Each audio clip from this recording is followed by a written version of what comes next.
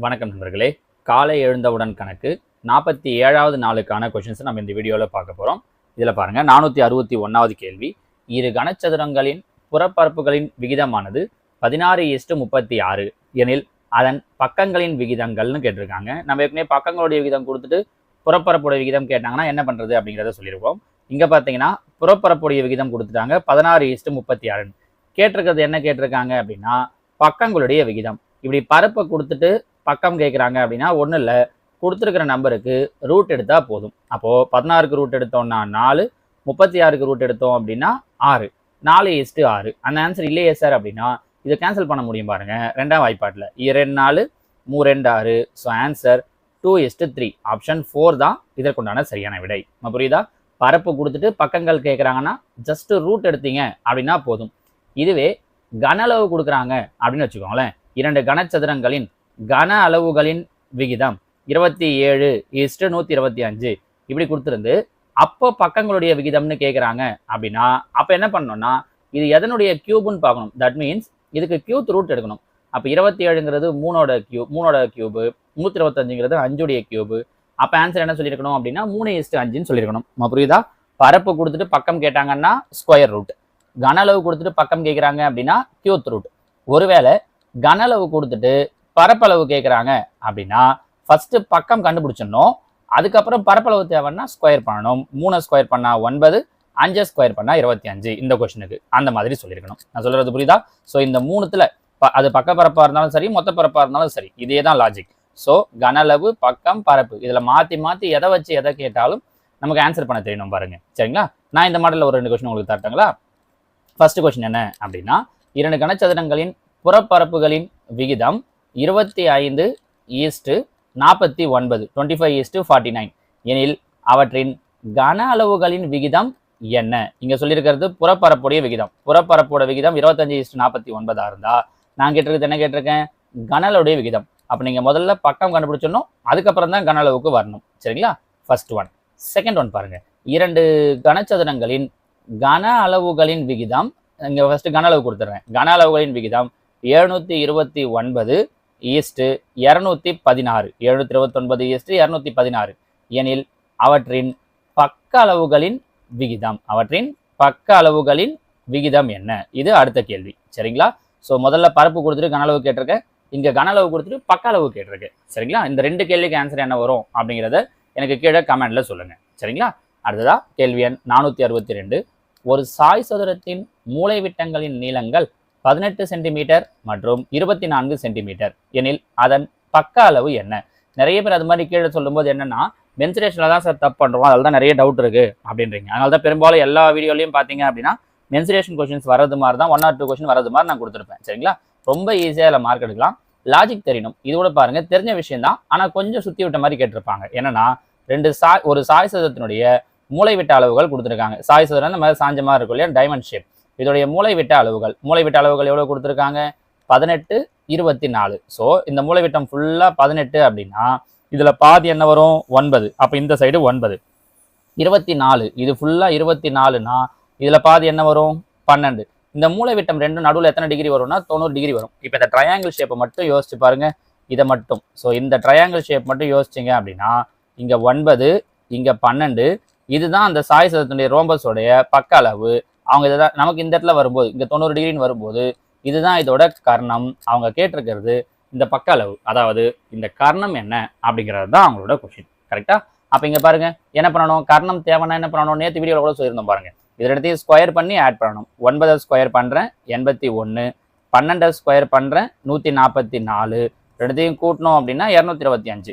225ன்றது எதோட ஸ்கொயர்னு பாக்குறேன். 225 ரூட் எடுத்தோம்னா என்ன கிடைக்கும்? 15.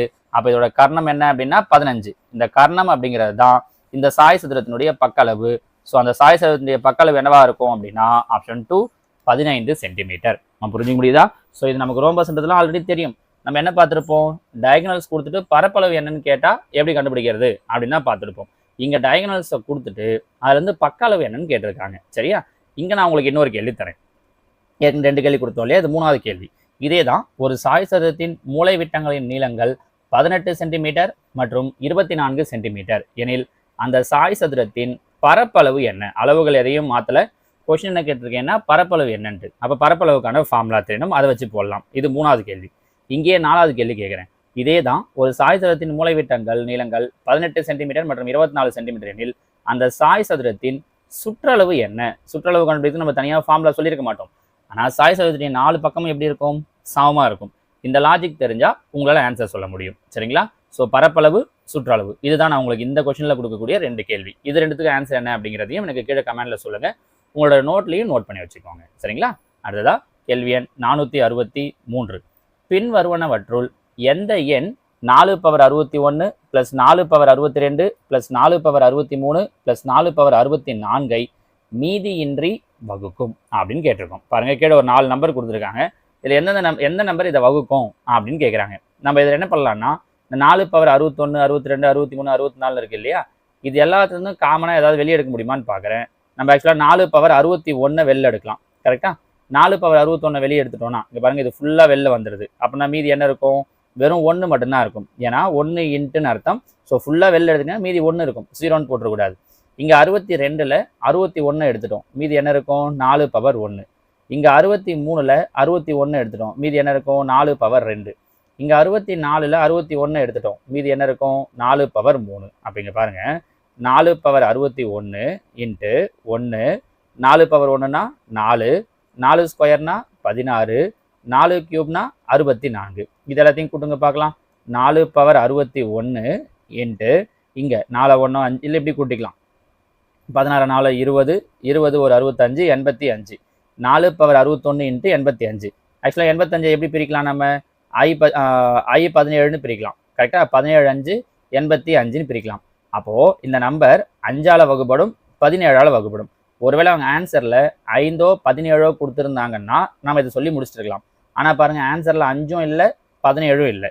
அப்போ வேறு என்ன சார் ஐடியாவை யூஸ் பண்ணியிருக்காங்க அப்படின்னா, இந்த 4/61 இருக்குது இல்லையா, இதை நான் எப்படி பிரிக்கிறேன்னா 4/61 இன்ட்டு 4/1ன்னு பிரிக்கிறேன். Sorry, 4/60 into 1. ஏன்னா 61 60 + 1ன்னு பிரிக்கலாம். நம்ம புரிஞ்சு முடியுதான்னு பாருங்கள். 4/60 இன்ட்டு 4/1. இது இல்லாமல் 85 எப்படி பிரித்து வச்சுருக்கோம்? 5 இன்ட்டு 17. இப்போ இந்த 4 5 பெருக்குங்க. 4 5 20. எல்லாமே பெருக்கல் இருக்குது. 4/60 இன்ட்டு 20 இன்ட்டு 17ன்னு இருக்குது. அப்போ என்ன அர்த்தம்னா, இது 4ஆலையும் வகுப்படும், 20ஆலையும் வகுப்படும், 17ஆலையும் வகுப்படும்னு அர்த்தம். அப்போ 20ஆல் வகுப்படுதுன்னா 20 2ஆக பிரிக்கலாம். எப்படி பிரிக்கலாம்? ஈர்ப்பைத்து 20. அப்போ 2ஆலையும் வகுப்படும், 10ஆலையும் வகுப்படும். இதில் என்ன இருக்கா? 10ன்ற ஆப்ஷன் இருக்குது பாருங்கள். So answer option 2 10. அதாவது எதுக்காக இவ்வளோ தூரம் சொல்ல வரேன்னா, இதில் அவங்க எந்த ஆன்சரை கொடுத்துருந்தாலும் கரெக்டு தான். 10 கொடுக்காம 5ஆல் வகுப்படும் அப்படின்னு சொல்லியிருந்தாங்க. சப்போஸ் இப்படி கூட ஆப்ஷன் கொடுக்கலாமே. Option A 5, option B 17, option C 10, option D இவை அனைத்தும் அப்படின்னு கொடுத்துருந்தாங்க அப்படின்னா இது எல்லாமே கரெக்டு தான். ஏன்னா 5ஆலையும் வகுப்படும், 17ஆலையும் வகுப்படும், 10ஆலையும் வகுப்படும், எல்லாத்தாலையுமே வரும். அப்போ எல்லாமே கரெக்டு தான். ஸோ ஒருவேளை அப்படி கொடுத்துட்டாங்கன்னா அப்போ நீங்கள் யோசிக்கக்கூடாது இல்லையா?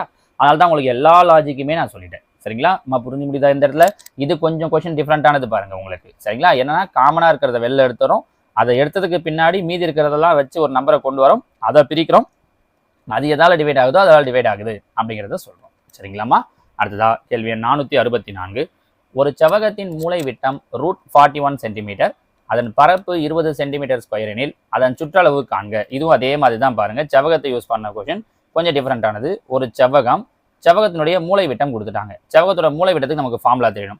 செவ்வகத்தோட மூலை விட்டத்துக்கு ஃபார்முலா √L² + B². இது மூலை விட்டத்துக்கு. இதுதான் என்ன கொடுத்துருக்காங்க? √41 கொடுத்துருக்காங்க. கரெக்டா? அடுத்தது அதனுடைய பரப்பளவு. செவ்வகத்துடைய பரப்பளவுக்கான ஃபார்முலா L × B. இது எவ்வளோ கொடுத்துருக்காங்க? 20ன்னு கொடுத்துருக்காங்க. மூலை விட்டம் √41, பரப்பளவு 20. இப்போ பாருங்களேன், இங்கேயும் ரூட் இருக்குது, இங்கேயும் ரூட் இருக்குது. கேன்சல் பண்ணிட்டா என்ன கிடைக்கும்? L² + B². ரூட் கேன்சல் ஆகிடுச்சுன்னா 41. இப்போ நமக்கு அவங்க கொடுத்தது வந்து இந்த 2 வேல்யூ தெரியுது. சுற்றளவு கேட்டிருக்காங்க. ஒரு சின்ன ஃபார்முலா யூஸ் பண்ணலாமா? A + B ² நமக்கு நல்லா தெரிஞ்ச ஃபார்முலா தான். நீங்கள் கவனிச்சிங்கனாலே தெரியும், இந்த ஃபார்முலாவை நிறைய இடத்துல நம்ம யூஸ் பண்ணுறோம். A² + B² + 2AB. ஏபிக்கு பதில் எல்பின்னு யூஸ் பண்ணலாமான்னு பாருங்கள். ஏபிக்கு பதில் ஏவுக்கு பதில் எல்லுன்னு போடுறேன், அப்படி வச்சுக்கோங்களேன். அப்போ L + B² = L² + B² + 2LBன்னு எழுதலாம். கரெக்டாக? இதில் பாருங்கள், L² + B² வேல்யூ தெரியும். L² + B² value 41 + 2 × LB. LBக்கு 20. அப்போ 2 × 20, 2 × 20 40. ஸோ 41 40 கூட்டினா 81. இந்த பக்கம் என்ன இருக்கு? L plus B the whole square. Square இந்த பக்கம் அமைச்சோன்னா என்னவாயிடும்? ரூட்டாக வந்துடும். அப்போ ரூட் 81. 81க்கு ரூட் எடுத்தோம்னா 9. எதோட வேல்யூ? எல் பிளஸ் பியோட வேல்யூ 9. கரெக்டா? ஒருவேளை அவங்க நீளம் பிளஸ் அகலம்னு கேட்டிருந்தாங்கன்னா 9ன்னு முடிக்கலாம். ஆனால் ஆன்சர் 9 கிடையாது. நீங்கள் அவசரப்பட்டு 9ன்னு போட்டுற போறீங்க. அவங்க என்ன கொஸ்டின் கேட்டிருக்காங்க? சுற்றளவு. செவ்வகத்தினுடைய சுற்றளவுக்கு என்ன formula? 2 into L plus B. அப்போ 2 இன்ட்டு எல் பிளஸ் பி நம்ம என்ன கண்டுபிடிச்சிருக்கோம்? 9. அப்போ 2யும் 9யும் பெருக்கிறேன். 9 18. ஸோ ஆன்சர் ஆப்ஷன் 2 18 சென்டிமீட்டருங்கிறது தான் அந்த செவ்வகத்தினுடைய சுற்றளவு. கொஸ்டினை எந்த அளவுக்கு சுற்றி கேட்டிருக்காங்கன்னு தெரியுதுங்களா? அவங்க செவ்வகம்னு ஆரம்பித்து இந்த ஃபார்முலாக்குள்ளாடி போயிட்டு அதுலேருந்து இந்த ஞாபகம் வச்சுக்கிட்டுன்னு வேறு ஏதாவது ட்ரிக்லாம் சொல்லலாமான்னா ஒரு கொஸ்டினுக்கும் ஒரு மாதிரி ஆகிடும். அப்போ உங்களுக்கு கண்டிப்பாக இந்த ஐடியா தெரிஞ்சிருந்தால் தான் நீங்கள் போட முடியும் பாருங்கள். சரிங்களாமா? அடுத்ததாக கேள்வி எண் 465. 1 முதல் 50 வரை எண்கள் குறிக்கப்பட்ட அட்டைகள் வைக்கப்பட்டுள்ள பெட்டியில் நன்றாக குலுக்கிய பின் சமவாய்ப்பு முறையில் ஒரு அட்டை தேர்ந்தெடுக்கப்பட்டால் அது 5ன் மடங்காக இருப்பதற்கான நிகழ்தகவு. எதிலிருந்து எதற்கு நம்பர் வச்சுருக்காங்க? 1லேருந்து 50 வரைக்கும். அப்போது மொத்தம் எத்தனை நம்பர்? 50 நம்பர். ஒரு நம்பர் எடுக்கிறோம், அது 5உடைய மடங்கு. 5உடைய மடங்குன்னா 5ஆம் வாய்ப்பட்ட வர்றது மாதிரி என்னென்ன வரும்? 5 10 15 20 25 30 35 40 45 50. மொத்தம் எத்தனை சான்ஸ் இருக்குது? அப்போ 10 சான்ஸ் இருக்குது. கரெக்டாக? நம்ம புரிஞ்சு முடியுதா உங்களுக்கு? மொத்தம் 50 அட்டை, அதில் 5உடைய மடங்காக வர நம்பர் 10 இருக்குது. ஸோ 10/50. 0 0 கேன்சல் ஆகிடும். அப்போ பேலன்ஸ் ஆன்சர் என்ன நிற்கும்? 1/5 நிற்கும். So answer option 1 1/5. ஸோ கீழே மொத்தம் 50. நமக்கு அதில் எது தேவையோ அதை மேலே போட்டுக்கிறோம். சரியா? ஏற்கனவே ஒரு 4 கேள்வி கேட்டிருந்தேன்னா இங்கே 5ஆவதாக ஒரு கேள்வி கேட்குறேன் பாருங்கள். இதே தான். 1 முதல் 50 வரை எண்கள் குறிக்கப்பட்டுள்ள அட்டைகள். ஒரு அட்டை தேர்ந்தெடுக்கும் பொழுது அது வர்க்க எண்ணாக இருக்க நிகழ்தகவு என்ன? நான் ஒரு நம்பரை தேர்ந்தெடுக்கிறேன். அந்த நம்பர் என்னவா இருக்கணும் அப்படின்னா வர்க்க எண், ஸ்கொயர் நம்பராக இருக்கணும். ஸ்கொயர் நம்பராக இருக்கிறதுக்கு நிகழ்தகவு என்ன? அப்போ 50க்குள்ளாடி எத்தனை ஸ்கொயர் நம்பர் இருக்குன்னு பார்த்து மேலே போட்டிங்கன்னா முடிஞ்சிச்சு. கேன்சல் பண்ண முடிஞ்சால் கேன்சல் பண்ணணும். 6வது கேள்வி, ஒரு பகா எண்ணாக இருக்க நிகழ்தகவு. அதே தான் 1 to 50 வரைக்கும் இருக்கிறது. ஆனால் அதில் இருக்கிற நம்பர் நான் என்ன நம்பராக இருக்கணும் அப்படின்னு சொல்லி சொல்கிறேன் அப்படின்னா ப்ரைம் நம்பர், பகா எண்ணாக இருக்கணும் அப்படின்னு சொல்லி சொல்கிறேன். அப்படின்னா என்ன ஆன்சர் வரும்? சரிங்களாமா? ஸோ இந்த 2 கேள்விக்கும் ஆன்சர் என்னன்றதையும் எனக்கு கீழே கமெண்டில் சொல்லுங்கள். ஓகேவா? அடுத்ததா கேள்வி எண் 466. சுருக்குக. 5 × 8^1/3 + 27^1/3 ஹோல் கியூப் ஹோல் பவர் 1/4. இப்போ அப்படியே பார்த்துட்டே வாங்க. இந்த 5 எதுவும் பண்ண முடியாது, அப்படியே வச்சுக்கிறேன்.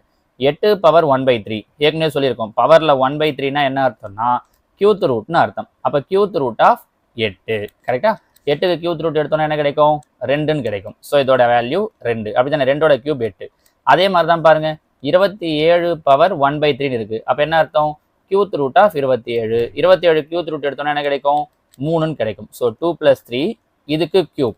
இது இல்லாமல் ஹோல் பவரில் என்ன இருக்குன்னா 1/4ன்னு இருக்குது. இப்போ பாருங்க, 5 × 2 + 3 5. 5 கியூப் ஹோல் பவரில் என்ன இருக்குது அப்படின்னா 1/4. இங்கே பாருங்கள், இது 5^1, இது 5/3. அப்போ கூட்டினா என்ன கிடைக்கும்? 5/4. ஏன்னா 1 3 4. இது இல்லாமல் பவரில் என்ன இருக்குன்னா ஒரு 1/4 இருக்குது. அப்போ 4 4 கேன்சல் ஆகிடும். பேலன்ஸ் என்ன மட்டும் நிற்கும்? 5 மட்டும் நிற்கும். அப்போ ஆன்சர் ஆப்ஷன் 4 5. நம்ம புரியுதா? ரொம்ப சின்ன விஷயம்தான். ஆனால் அவங்க பவரில் 1/3 1/4லாம் கொடுத்துருக்கிறதால கொஞ்சம் கன்ஃபியூஸ் பண்ணுறது மாதிரி இருக்கும். சரிங்களா? அடுத்ததா கேள்வி 467. த சிம்பிளிஃபைடு வேல்யூ ஆஃப். இதுவும் பார்த்தீங்க அப்படின்னா சுருக்கத்தில் பேஸ் பண்ணி தான் கேட்டிருக்காங்க பாருங்கள். 81/1/4. இப்போ 81 நான் என்னென்னு எழுதுறேன்னா 3/4ன்னு எழுதுறேன். ஏன்? 3 9 9 3 27 27 3 81 பாருங்க. ஸோ ஏன் நான் 3/4ன்னு எழுதுறேன் அப்படின்னா பவரில் என்ன இருக்குது? 1/4ன்னு இருக்குது. அப்போ கேன்சல் பண்ண ஈஸியாக இருக்கும். அதுக்காக -8 × 216 அதே மாதிரி 6 கியூப்னு எழுதுறேன். ஏன்? பவரில் 1/3 இருக்குது. கரெக்டா? ப்ளஸ் 15 × 32 என்ன எழுதலாம்? 2/5ன்னு எழுதலாம். 2/5. கரெக்டா? இது இல்லாமல் பவரில் என்ன இருக்குன்னா ஒரு 1/5 இருக்குது பாருங்க. சரியா? Plus root of 225. 225க்கு ரூட் எடுத்தோம் அப்படின்னா 15. சரியா? இப்போ இங்கே பாருங்கள், 4 4 கேன்சல் ஆகிடும். 3ன்னு நிற்கும். 3 -8 பெருக்கல் 3 3 கேன்சல் ஆகிடும். 6 நிற்கும். ப்ளஸ் 15. இங்கே பாருங்கள், 5 5 கேன்சல் ஆகிடும். இன்ட்டு 2 மட்டும் நிற்கும். ப்ளஸ் 15. கரெக்டாக? போர்ட் மாஸ் ரூல் படி முதல்ல பெருக்கலை செய்யணும். அப்போ 3 - 8 6 48 ப்ளஸ் இங்கே பாருங்கள் 15 2 30 ப்ளஸ் 15. ப்ளஸில் இருக்கிறதெல்லாம் கூட்டிடுங்க. இது முன்னாடி எதுவுமே புரியலன்னா ப்ளஸ் இருக்குன்னு அர்த்தம். 3 ஒரு 30 33 33 ஒரு 15 48 மைனஸில் என்ன நம்பர் இருக்குது? மைனஸில் -48 இருக்குது. அப்போ 48ல் 48 போயிடுச்சுன்னா 0. இதுக்கு தான் அவங்க அவ்வளோ பெரிய கொஷின் கொடுத்தது. சரிங்களா? ஸோ ஆன்சர் என்ன அப்படின்னா ஆப்ஷன் 3 0. முடிஞ்சிச்சு பாருங்க. அப்புறம் எப்படி தான் அந்த பவரில் 1/4 1/3லாம் இருக்கிறதெல்லாம் கொஞ்சம் கவனமாக பண்ணணும். சரியா? அடுத்ததா கேள்வி 468. இதே மாடலில் நேற்று ஒரு கொஸ்டின் பார்த்தோம் பாருங்க. ஆனால் ரிவர்ஸில் பார்த்தோம் இல்லையா? x + 1/x = 7 எனில் x³ + 1/x³ மதிப்பு என்னன்னு கேட்டிருக்காங்க. நம்ம இந்த மாடல் நேற்று சொல்லும் போதே சொன்னோம். எக்ஸில் கொடுத்துட்டாங்க, x³ கேட்டிருக்காங்க. அப்போ என்ன பண்ண சொன்னோம்? கொடுத்த நம்பரை கியூப் பண்ண சொன்னோம். அப்போ 7 கியூப் பண்ணுறேன். நடுவில் இருக்கிற குறி ப்ளஸ் இருந்தால் மைனஸ், மைனஸ் இருந்தால் ப்ளஸ். அப்போ இங்கே ப்ளஸ் இருக்குது, ஸோ நடுவில் மைனஸ் போட்டுக்கிறேன். கொடுத்த நம்பரை கியூப் பண்ணுறோம், கொடுத்த நம்பரை 3ஆல் பெருக்கிறோம். கியூப் பண்ணுறோம், குறிய மாத்திரம் 3ஆல் பெருக்கிறோம். புரியுதா? கியூப் பண்ணுறோம், குறிய மாத்திரம் 3ஆல் பெருக்கிறோம். முடிஞ்சிச்சு பாருங்க. 7 கியூப் பண்ணோன்னா 343 மைனஸ் 7 21. அப்போ மைனஸ் பண்ண அப்படின்னா 322. So answer option 2 322. முடிஞ்சிச்சு பாருங்க. நம்ம புரிஞ்சு முடியுதா உங்களுக்கு? ரொம்ப சிம்பிளான விஷயம் தான். அந்த குறிய மாத்தினத்தை மட்டும் கரெக்டாக கவனம் வச்சுக்கிட்டீங்கன்னா முடிஞ்சிடுச்சு. ஏற்கனவே ஒரு 6 கொஸ்டின் கொடுத்துருக்கேன்னா 7ஆவதாக ஒரு கொஸ்டின் தரேன் பாருங்க. x + 1/x = 9 எனில் x³ + 1/x³ மதிப்பு என்ன? இதுக்கு என்ன ஆன்சர் வரும்னு சொல்லுங்க. இதே மாதிரி 8வது x - 1/x = 9 எனில் x³ - 1/x³ மதிப்பு என்ன? அதே கொஸ்டினே கொடுத்துருக்கீங்களே சார்னா அதே கொஸ்டின் கிடையாது. நம்பர் 9 தான், ஆனால் இங்கே ப்ளஸ் இருக்குது, இங்கே மைனஸ் இருக்குது பாருங்க. அதனால வேல்யூ நீங்கள் மாற்றி போடணும். ப்ளஸ்ஸா மைனஸான்ற அந்த சைனை மாற்றி போடணும். அதை கவனமாக பண்ணுங்க. சரிங்களாம்மா? அடுத்ததா கேள்வி 469. ஒரு கனசதுரத்தின் பக்கப்பரப்பு 196 சென்டிமீட்டர்² எனில் அதன் கன அளவு என்ன? கனசதுரத்தினுடைய பக்கப்பரப்பு கொடுத்துட்டாங்க. கனசதுரத்தினுடைய பக்கப்பரப்புக்கு ஃபார்முலா என்ன?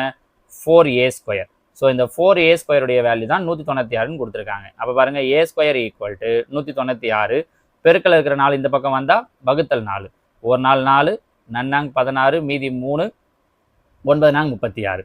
அப்போ a² உடைய வேல்யூ 49னா ஏவோட வேல்யூ 49 ரூட் எடுத்தால் 7. இது ஏவோட வேல்யூ. ஆனால் அவங்க என்ன கேட்டிருக்காங்க? வால்யூம், கன அளவு கேட்டிருக்காங்க. கனசதுரத்துடைய கன அளவுக்கு ஃபார்முலா a³. அப்போ a வந்து 7. அப்போ 7 கியூப் பண்ணோம் அப்படின்னா 343. So answer option 4 343 சென்டிமீட்டர்³. நம்ம புரிஞ்சு முடியுதுங்களாமா? ஒன்றுமே இல்லை பாருங்கள், ரொம்ப சிம்பிளான விஷயம் தான். சரியா? அடுத்ததா கேள்வி 470. 25 L² m³ n⁴ 49 x² y⁴ z⁴ 64 kp⁵q⁻18 me போ வா GCD என்ன அப்படின்னு கொஸ்டின் கேட்டிருக்காங்க. கரெக்டா? பாருங்க, லெட்டர்ஸில் பார்த்தோன்னா எதனா காமனாக இருக்கா? LMN XYZ KPQ எதுவுமே காமனாக இல்லை. அப்போ லெட்டர் வராது. சரி, நம்பர் வருவோம். 25 49 64 3 ஏதாவது பொதுவான வாய்ப்பாட்டில் வருமா? கிடையாது. எந்த பொதுவான வாய்ப்பாட்டிலையும் 3மே வராது. ஸோ லெட்டர்லையும் எதுவும் பொதுவாக இல்லை, நம்பர்ஸ்லையும் எதுவும் பொதுவான வாய்ப்பாட்டில் வராது. அப்படி எதுவுமே வரல அப்படின்னா GCD என்ன வந்துடும் அப்படின்னா 1 வந்துடும். என்ன காரணம்னா எல்லாமே 1ஆம் வாய்ப்பாட்டில் வரும் அப்படிங்கிற அர்த்தம். ஸோ அந்த ரீசனால 1. நீங்கள் எதுவும் காமனாக வரலன்னு 0 போட்டுற போகிறீங்க. நம்ம நேற்றுக்கு வீடியோவில் கூட சொல்லியிருந்தோம் பாருங்க. GCD எப்பவுமே கட்டாயம் என்ன வராதுன்னா 0 வராது. தைரியமாக இருக்கலாம். ஸோ அதனால் நீங்கள் 0 பார்த்தோன்னே அது கிடையாதுன்ற முடிவுக்கு வந்துடலாம். சரிங்களாமா? So answer option 3 1. ஓகேவா? ஏற்கனவே ஒரு 8 கொஸ்டின் கொடுத்துருந்தோமா? 9ஆவதாக ஒரு கேள்வி கேட்கலாம். என்னன்னா, இங்கே GCD கேட்டிருந்தாங்க இல்லையா? இந்த கொஸ்டின் நான் அப்படியே மாற்றி இந்த கொஸ்டினுக்கு LCM என்னன்னு கேட்குறேன். ஸோ இதே கொஸ்டின், இதுக்கு LCM என்ன அப்படிங்கிறது என்னோட 9வது கேள்வி.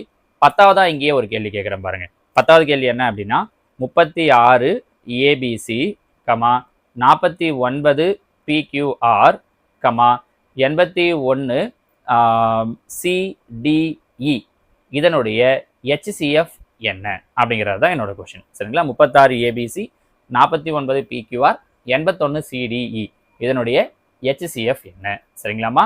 10 கேள்வி நான் நடத்தியிருக்கேன். உங்களுக்கு அதே மாடலில் ஒரு 10 கேள்வி நீங்கள் ப்ராக்டிஸ் பண்ணுறதுக்கும் கொடுத்துருக்கேன். அந்த 10 கேள்விக்கான ஆன்சரையும் உங்களோட நோட்லேயும் எழுதி வைங்க. கீழே எனக்கு கமெண்ட்லேயும் சொல்லுங்கள். சரிங்களா? நம்ம 470 கேள்வி, ஏறக்குறைய இன்னொரு 3 நாளில் 500 கேள்வியை தொட போகிறோம். அது இல்லாமல் ஈவினிங் டைமில் ரீசனிங் கொஷின்ஸையும் பார்த்துட்டு இருக்கோம். ஸ்கூல் புக்கில் இருந்தும் டாபிக் வைஸாகவும் அந்த ப்ராக்ரஸ் செக் கொஷின் எல்லாமும் போட்டுட்ருக்கேன். அதெல்லாமும் ரெகுலராக பாருங்கள். மேத்ஸில் இந்த முறை நம்ம கண்டிப்பாக என்ன பண்ணுறோம் அப்படின்னா 25 out of 25 எடுக்கிறோம். நம்மளுடைய வெற்றியை நம்ம உறுதிப்படுத்துகிறோம். சரிங்களாமா? நாளைக்கு பார்க்கலாம். தேங்க்யூ.